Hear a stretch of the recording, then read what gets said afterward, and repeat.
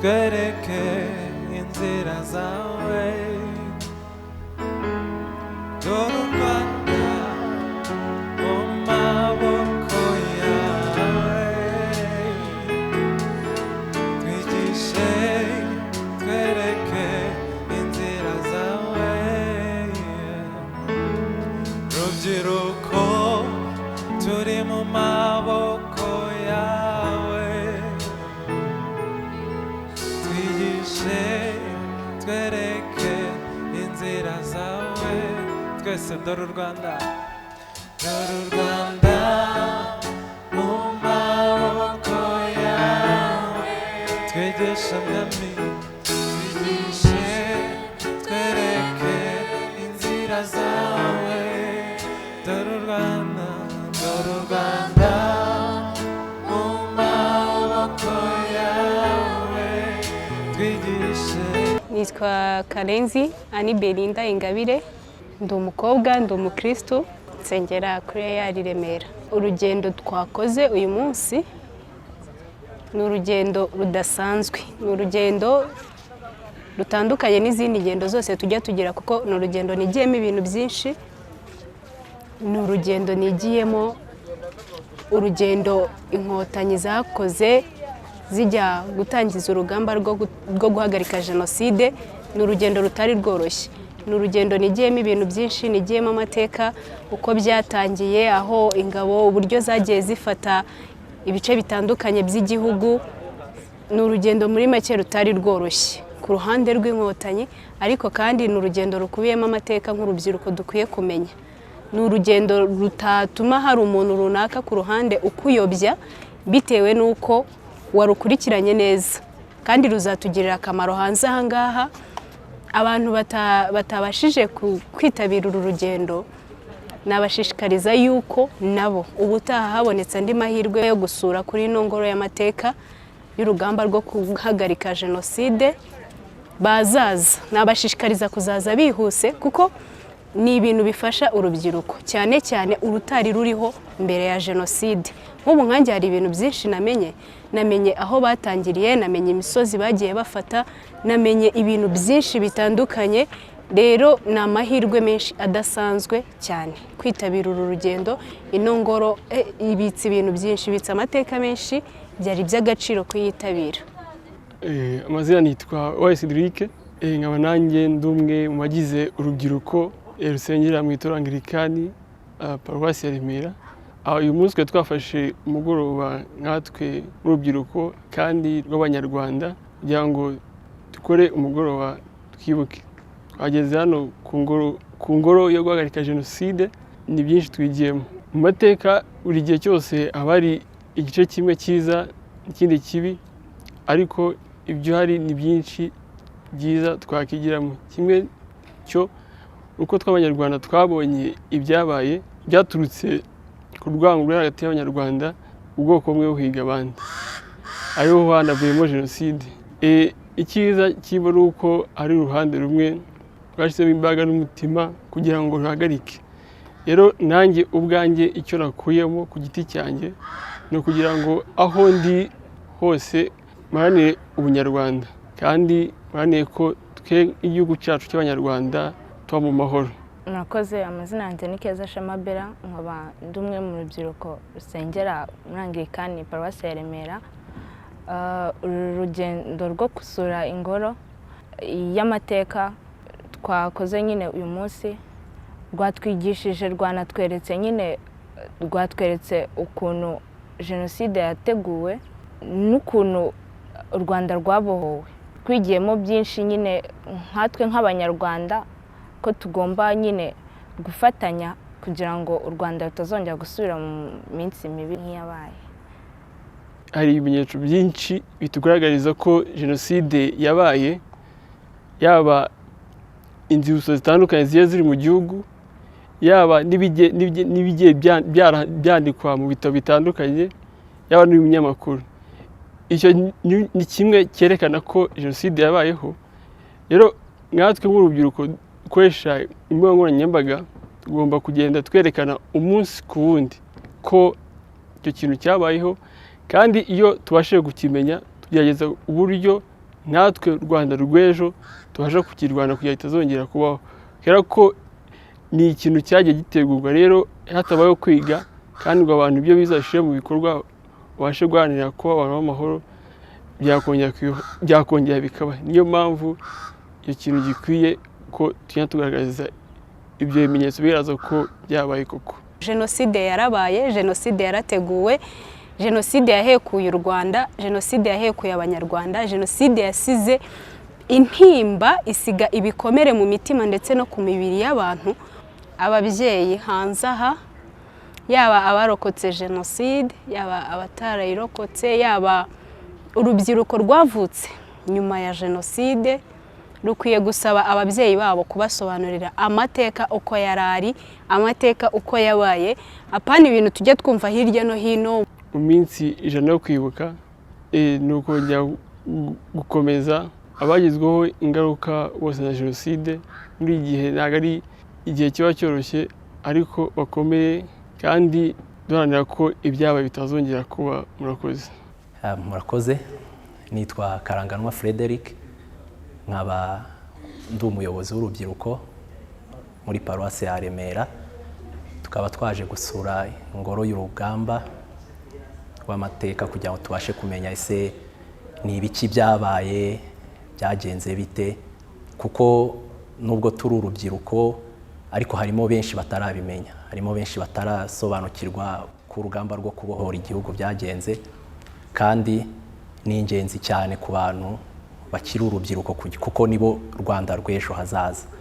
Kubw'ibyo niyo mpamvu twaje hano, kandi byatanze umusaruro kuko twabonye abana, urubyiruko bafashijwe, babashije kumenya ese igihugu cyacu cyavuye he, kiri kugana he, kugira ngo nabo bazabashe kugira ejo cyangwa ejo bundi bazasobanurire abari inyuma yabo. Byadushimishije kandi n'urubyiruko rwabyabashimishije kuko basobanukiwe byinshi, basobanukiwe amateka y'igihugu cyabo, basobanukiwe uburyo urugamba rwo kubohora igihugu byagenze, kandi babashije no kubihuza n'ibyo babwiwe n'ababyeyi, ku buryo twatangajwe n'umusaruro byatanze, umusaruro mwiza uhebuje. Kubw'ibyo dushimiye paruwasi yabashe gutekereza iki kintu, kuko ni icy'ingenzi cyane kugira ngo urubyiruko rwacu ntirukurire mu kumenya Bibiliya gusa cyangwa ijambo ry'Imana gusa, ahubwo bamenye n'amateka y'igihugu cyabo, kuko amateka n'iyobokamana biragendana kandi bifasha mu kubaka imitekerereze ya Rwanda rw'ejo hazaza. Nitwa Obed Kwizera, ndi umwe mu bayobozi b'urubyiruko ariko bahagarariye na paruwasi Anglican Remera. Uru rugendo rufite icyo rusobanuye kinini. Imana buri gihe yabwiraga ubwoko bwayo ngo nibagera aho bajya ntibakibagirwe ibyo yabanyujijemo. Rero ni byiza ko natwe nk'abanyarwanda dusubira mu mateka yacu. Kubera iki dusubirayo? Icyambere, dusubirayo kugira ngo tuvomemo imbaraga zo kwiyubaka. Ibyo twabonye biratwereka ko hari abantu batanze imbaraga zabo, barapfa, abandi baba kajorite, ndetse abandi batanga n'ubutunzi bwabo. Birerekana umutima ukomeye wo gukunda igihugu. Ariko uyu munsi ntago turimo kurasana, hari intambara ikomeye y'ibintu bibiri nshobora gushyira mu byiciro bibiri. Cyambere, intambara yo kwiyubaka, abantu bagatera imbere, ntibapfe bahagaze nk'uko ababyeyi bacu bavuga ngo runaka yapfuye ahagaze. Icya kabiri, hari indi ntambara ikomeye y'abahakana bagapfobya amateka yabaye muri iki gihugu, cyane cyane jenoside yakorewe abatutsi muri 1994. Rero urwo rugamba twebwe nk'abakiri batoya, urubyiruko, turahamagarirwa kugira imbaraga zo guhakana ibyo ngibyo. Kuza aha rero bitwigisha amateka y'ukuri, kugira ngo nitujya kurwana n'ibyo byose tube dufite impamvu ifatika yo kubirwanya. Numva ari ahantu tuvomye imbaraga, dukuye imbaraga zo gukomeza kubaka igihugu cyacu, tugakomerezaho abatubanjirije bagejeje. Icya kabiri, aba bana bavuye mu itorero, abantu benshi biciwe mu nsengero kandi ari ahantu ho gukirira. Rero biraduha inshingano ikomeye nk'abayobozi b'itorero ko mu rusengero ari ahantu ho kwigishiriza ubunyarwanda buzima butarimo kwicana, butarimo gupfobya amateka, butarimo hutututsi, hatarimo n'ibindi byose. Ni iki ngomba igihugu cyanjye? Ndumva ariyo message nkwiye guha abatoye.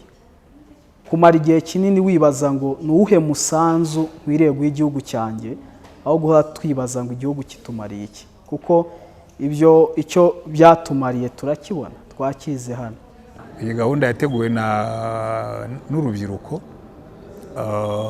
ni gahunda ihoraho buri mwaka turayikora, igategurwa na leadership y'urubyiruko ariko paruwase ibishyigikiye, kuko ni ikintu twemera, ni ikintu twumva cyagombye kugira umumaro, ndetse n'ahandi babikoze bigahinduka umuco, kuko usanga hari ibintu bigera nko kuri bitatu bituma ibi ngibi mbivuga. Icyambere, usanga kenshi iyo tugiye muri gahunda zo kwibuka urubyiruko rukunze kutaboneka cyane. Rero gukora gahunda nk'iyi ngiyi urubyiruko rwonyine rukabijyamo ni ikintu cyiza, kuko uba ubonye umwanya wo kubwira amateka, bakabona umwanya wo kubaza ibibazo, bakabona n'umwanya wo guhuguka no kugira ngo bunguke. Icya kabiri, urubyiruko narwo rwarakomeretse. Iyo dukoze gahunda nk'iyi ngiyi bakabona umwanya wo kuvuga, tukamenya ibibazo bafite, tukabagira inama, nabyo hari ikintu byungura. Icya gatatu, ubundi urubyiruko ni rwo Rwanda, ni rwo buyobozi bw'ejo. Tugize Imana urubyiruko rugatekereza neza, rukajya imbere, rugatangira gukora ibintu bizima, aho kugira ngo batware bagaje mbi tubahereza, bakajya barobanuramo inziza bakazijyana imbere, imbi bakazisiga inyuma. Ngira ngo byaba ari ikintu cyiza twaba turimo gutegura ejo heza h'igihugu cyacu. Ariko noneho twebwe turi itorero no gutoza urubyiruko bakiga gutekereza nk'uko Imana ivuga n'umurimo wacu. Gupfobya Jenoside yakorewe Abatutsi, ubwo nta nubwo ushobora kubuza abantu kuyipfobya, kubera ko n'ubundi ahantu hose hakorwa Jenoside habaho kuyitegura, hakabaho kuyishyigikira, hakazabaho no kuyihakana, kubera ko ni icyaha kinini kiremereye kitajya kinasaza. Urumva rero abantu kuyihakana nta kuntu batayihakana, kuko bakoze icyaha, ndetse abo mu Rwanda ho birarenze, ko bakoze Jenoside bazi yuko nta ngaruka bizagira. Hanyuma bagiye kubona, babona icya mbere abayiteguye babona batsinzwe urugamba, icya kabiri babona ishyizwe mu mateka y'isi, babanza kubihakana, n'ababafashije babanza kubafasha kubihakana, ariko bigeze aho isi yose irabaganza, biremerwa yuko ari Jenoside. Icyo rero urumva ubwo kiba kibaye icyaha kiremereye cyane, ubihakana bagira ngo arebe yuko yayishajisha kugira ngo ye gukomeza kumwomaho. Icya kabiri, buriya kuyihakana bamwe cyane cyane nk'ab'urubyiruko nkamwe, yenda nabyumva, kubera ko umwana yicaye mu rugo yumva se abihakana, yumva nyina abihakana, yumva se waba abihakana, nta cyamubuza gukomeza kubihakana kubera yuko iracyavugwa. Urumva rero icyo ngicyo nacyo ni ikindi kibazo gikomeye cyane. Ikibazo ahubwo dufite no kubona n'abayikorewe batangiye kwiyongera mu bayipfobya, ariko nabwo kubera inyungu zimwe cyangwa izindi, ababatera umwete wo guhakana kuko babibona nk'intwaro yo gusebya no gukerensa ubuyobozi. Cyo rero nacyo ni ikindi kibazo dufite, ariko ibyo ngibyo inyungu za politike zizahoraho, ikimwaro kizahoraho. Icyo ngira ngo twakora no kugenda dufasha urubyiruko kutagwa mu mutego w'ibyo byombi biteranye. Tumwe bwa mbere ni ubwo ngubwo nyine kwemera ko Jenoside yakorewe Abatutsi yabayeho, ni ibintu byabaye ku manywa twese tubireba. Ntabwo abantu bakubiswe n'inkuba, ntabwo batwawe n'imyuzure, ntabwo iyi miryango yose ibabajwe n'ikintu kitabayeho.